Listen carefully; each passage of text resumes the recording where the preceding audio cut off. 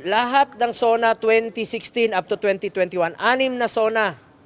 Tuwing binabanggit ni dating Pangulong Duterte ang war on drugs, nagpapalakpakan po ang lahat. Standing ovation po ang Kongreso at ang Senado. Dahil ramdam nila na may pagbabago po at tinupad ni dating Pangulong Duterte ang kanyang pinangako noon. Standing ovation. Tapos bakit ngayon sinisisi siya? Bakit ngayon mag-isa na lang siya? Hindi ba kayo nakinabang? Hindi ba nakinabang ang mga kababayan nating Pilipino? Yung mga anak natin na hindi nasasaktan? Di ba importante sa atin ang buhay ng ating mga anak, ng ating mga pamilya? Nakinabang kayo ah. Nakinabang po ang Pilipino.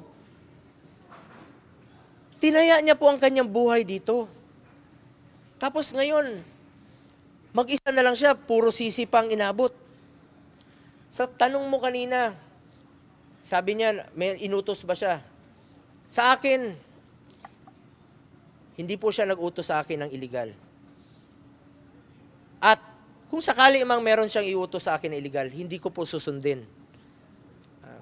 Hindi rin po ako papayag na utusan ako ng illegal. At hindi rin po ako papayag na may mga reward system. Gawin nyo lang po ang trabaho, mandato po ng pulis na labanan po ang kriminalidad at illegal na droga. Gawin nyo po ang trabaho ninyo. Kaya nga po kami full support sa inyo, sinusuportahan namin kayo sa inyong trabaho. Pero sa inyong operations, hindi ho ako nakikialam. Hindi po kami nakikialam dyan.